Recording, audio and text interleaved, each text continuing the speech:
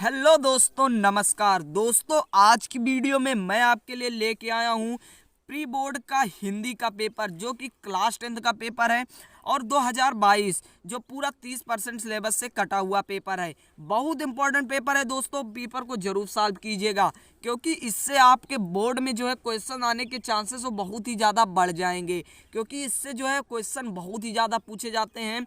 यहाँ पे ये जो पेपर है, यहाँ पे आगे के 10 नंबर आपको तैयार हो जाएंगे, जिनका मैं आंसर बताता हुआ चलूँगा। बाकी जो आंसर मैं आपको पूरा फुल सोल्यूशन यहाँ पे बताने वाला हूँ, तो वीडियो को बिल्कुल भी स्किप मत करना, पूरा देखना, आपको अच्छे से समझ में आ सके। चलिए शुरू करते हैं। यहाँ पे जो है 2022 का पेपर है, समय वगैरह हमें दिए हुए हैं। उसके बाद क्वेश्चन नंबर 1 पे सीधे चलते हैं। क्वेश्चन नंबर 1 हमारा क्या है? क्वेश्चन नंबर 1 हमें दिया हुआ है, कह रहा है कि कोई एक कथन सत्य है, इसके लिए इस मतलब कौन सा सही है। 4 दिए हैं, तो इसका सही आंसर मेरे हिसाब से यहाँ पर होना चाहिए रामविलास शर्मा, सुप्रसिद्ध कवि हैं। उसके बाद यहाँ पे अगला जो है भाव वियोगी हरि भावुकता प्रधान कि गद्य के किस युग में हुए थे। इसका सही आंसर मेरे हिसाब से भारतेंदु युग होना चाहिए। अगला है शिक्षा और संस्कृति के लेखक, तो इसका सही आंसर है डॉक्टर राजेंद्र प्रसाद। अगला है शुक्ल युग की कालावधि, तो इसकी कालावधि जो 1919 से 1938 है। अगला है राय कृष्णदास ने अपना साधन ग्रंथ किस विधा में लिखा, तो इसका आंसर आपको कमेंट में बताना है।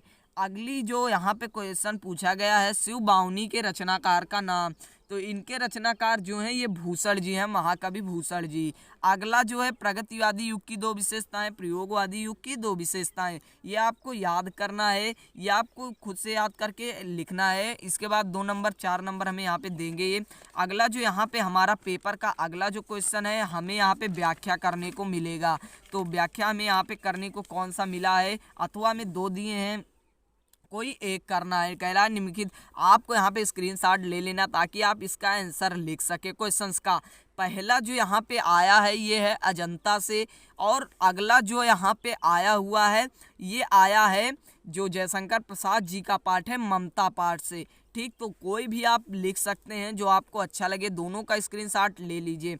अगला यहाँ पे जो आया है ये है, यहाँ पे हमें पद्य से मिला हुआ है, ये जो है धनुष भंग से आया हुआ है, जिसके लेखक तुलसीदास जी हैं।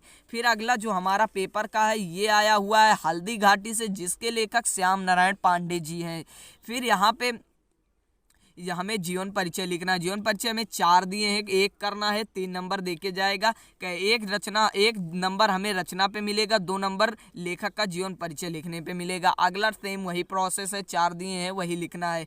अगला जो हमें यहाँ पे है ये संस्कृत का आया हुआ है अनुवाद करने के लिए, तो यहाँ पे जो है हमें अथवा में 2 दिए हैं, आप कोई भी कर सकते हैं जो आपको इच्छा लगे। यहाँ पे पहला भारतीय संस्कृति का है। ठीक, अगला जो यहाँ पे है अन्योक्ति विलासा का है। उसके बाद यहाँ पे जो फिर श्लोक लिखना है, श्लोक आप लिख लेंगे। उसके बाद यहाँ पे हमें संस्कृत में इसका उत्तर देना है। ठीक, तो इसका उत्तर लिख लेने के बाद यहाँ पे हमें जो क्वेश्चन मिल रहा है ये है करुण रस हास्य रस की परिभाषा देना है। उसके बाद रूपक अथवा उत्प्रेक्षा लिखना है। परिभाषा उदाहरण सोठा रोला आया हुआ है, तो ये आपको लिख देना है। फिर उसके बाद यहाँ पे जो है मेल से एक एक शब्द बनाना है, तो इतने शब्द दिए हैं, सिर्फ 3 के मेल से बनाना है। तो यहाँ पे परिहार हो सकता है, सुस्पष्ट हो सकता है, उपवन हो सकता है, तो और आप यहाँ पे हो सकता है अधिगमन हो सकता है। तो अगला जो यहाँ पे दिया हुआ है हमें प्रत्यय दिया हुआ है, 2 के मेल से एक एक शब्द तो यहाँ पे वट से आप लिख सकते हैं बनावट लिखावट, वा से लिख सकते हैं 20वां 100वां, ये लिख सकते हैं ता बनता, ये सब आप लिख सकते हैं। अगला है जो समास पहले में जो है भला बुरा, भला और बुरा 4 थे, द्वंद्व समास है। फिर अगला है 9 ग्रहों का समूह, 3 भवनों का समूह, यहाँ पे आप लिख दीजिए। उसके बाद अगला जो है यहाँ पे हमें लिखना है 2 के तत्सम रूप, तो यहाँ पे जो तत्सम शब्द है दही का हो जाएगा दधी, और यहाँ पे पत्थर का जो हो जाएगा पाषाण हो जाएगा।